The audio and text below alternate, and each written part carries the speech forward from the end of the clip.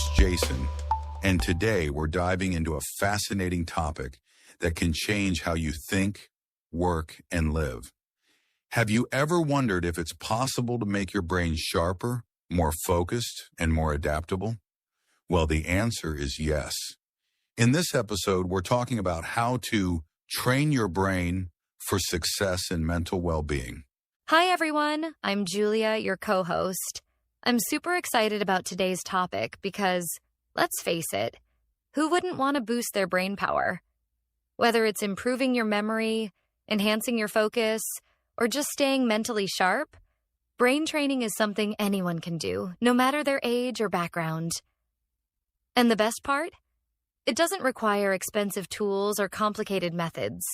We'll be sharing simple, practical tips that you can start using today. Exactly.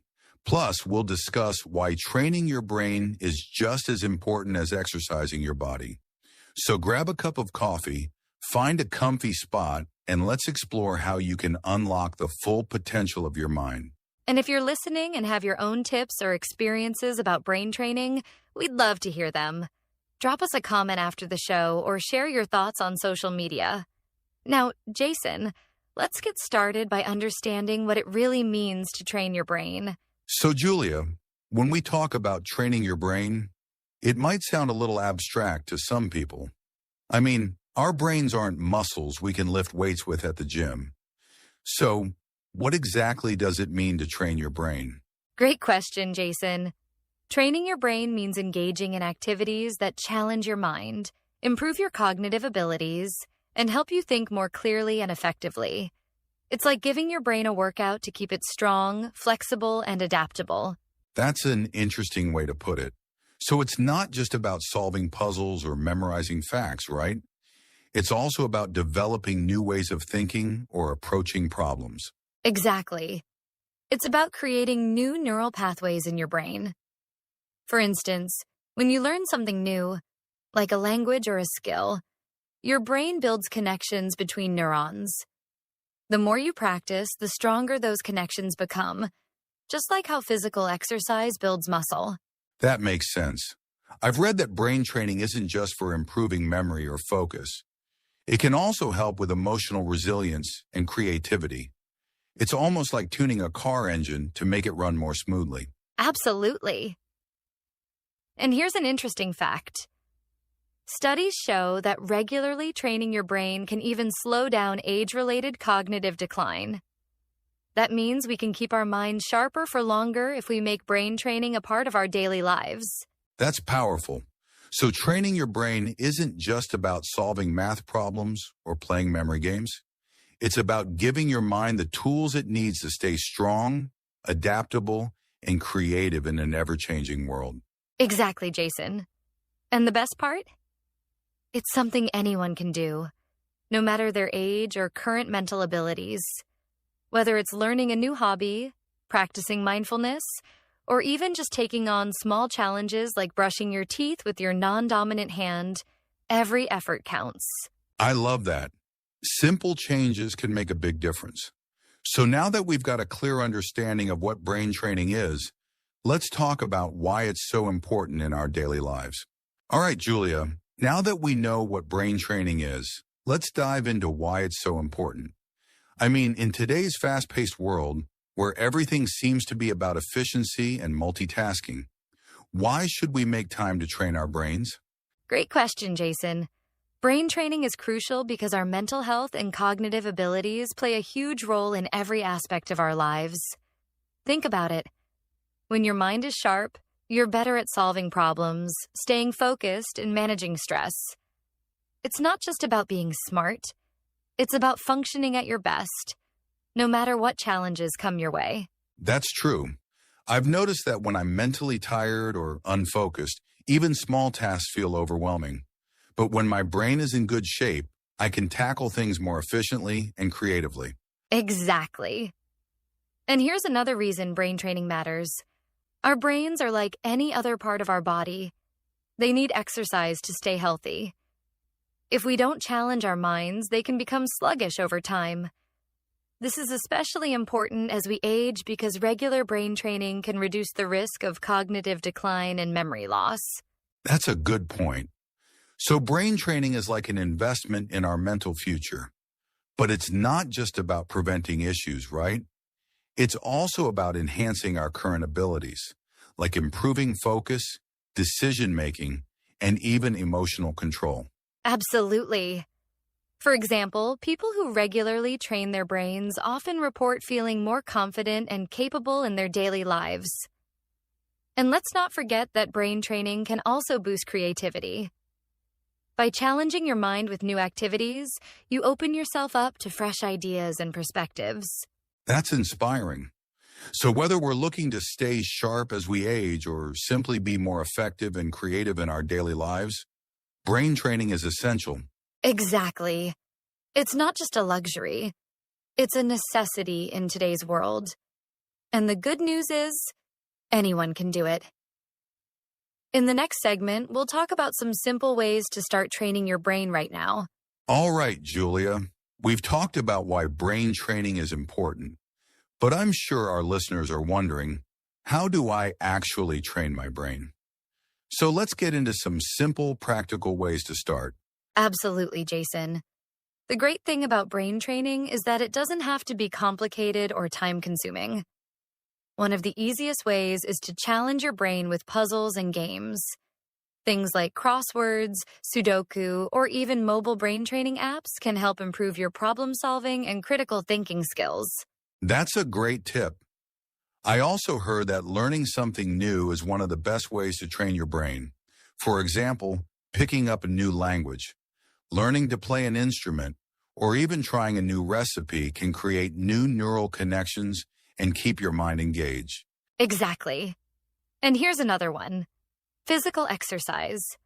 Believe it or not, staying physically active is fantastic for your brain. Activities like yoga, walking, or even dancing improve blood flow to your brain, which helps it perform better. That's true. I've noticed I think more clearly after a good workout. What about mindfulness practices like meditation? I've heard they're great for improving focus and reducing stress. Yes, meditation is amazing. It helps you train your mind to stay present and focused. Even just a few minutes a day can make a big difference. Another tip is to switch up your routine. For instance, try using your non-dominant hand for tasks like brushing your teeth or writing. It might feel awkward, but it forces your brain to adapt and think differently. That's an interesting one. It's like giving your brain a little workout by doing something unusual. I'd also add reading as a fantastic way to train your brain. Whether it's a novel, nonfiction, or even listening to audiobooks, it keeps your mind active and exposes you to new ideas. Absolutely, Jason. And let's not forget about socializing. Engaging in meaningful conversations and building relationships can also challenge your brain. It's a great way to improve memory, emotional intelligence, and problem-solving skills. That's such a good point. So from puzzles and physical exercise to meditation and socializing, there are so many ways to train your brain. And the best part is, these activities can be fun and rewarding at the same time. Exactly. The key is consistency.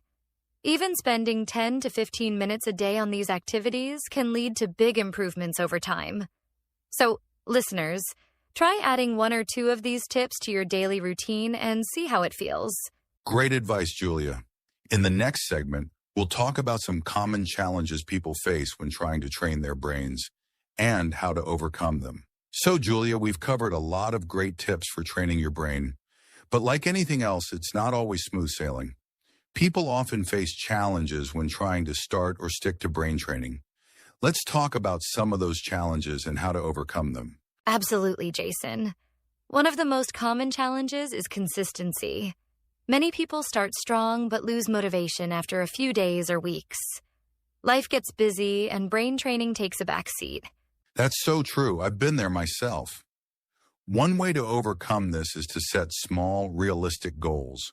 For example, instead of saying, I'll meditate for 30 minutes every day, start with just 5 minutes.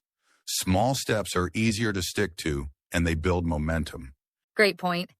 Another challenge is feeling overwhelmed or not knowing where to start. With so many brain training methods out there, it can be hard to choose the right one. In that case, I'd say start with something you enjoy. If you love puzzles, begin with crosswords or Sudoku. If you prefer movement, try yoga or dance.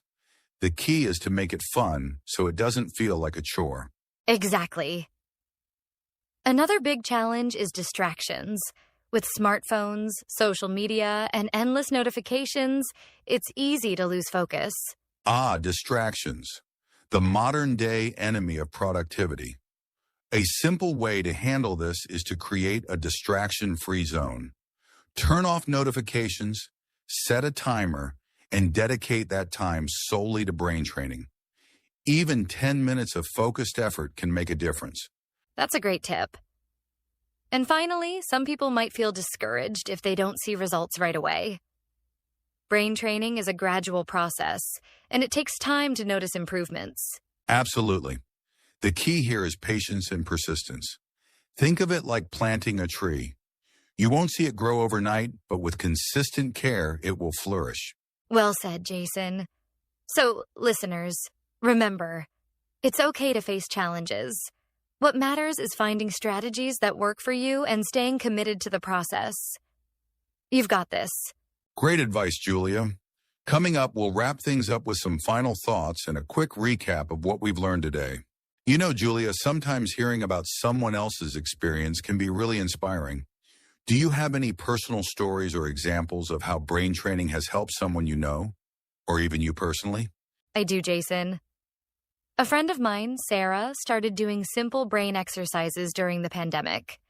She began with puzzles and later picked up learning Spanish through a language app. She told me it was tough at first, but over time she noticed she could focus better at work and even felt less stressed. It's like her mind became sharper and more resilient. That's amazing. I've had a similar experience. A few months ago, I started meditating for just 10 minutes a day to improve my focus. Honestly, I didn't think it would work, but after a couple of weeks, I noticed I wasn't as easily distracted. I could sit down and finish tasks without constantly checking my phone. It was a game changer. That's incredible, Jason. I think stories like these show how small changes can lead to big improvements over time. And it doesn't have to be something fancy. Another friend of mine simply started reading a book every night before bed. She said it not only helped her relax, but also improved her memory and vocabulary. It's those small, consistent habits that really make a difference. And I love that these examples are so relatable. They show that anyone can train their brain, whether it's through learning, mindfulness, or just picking up a new hobby. Exactly. And listeners, if you've ever tried brain training yourself, we'd love to hear your stories. Share them in the comments or reach out to us. Your journey could inspire someone else to get started. Absolutely. Sharing stories helps build a community of growth and encouragement.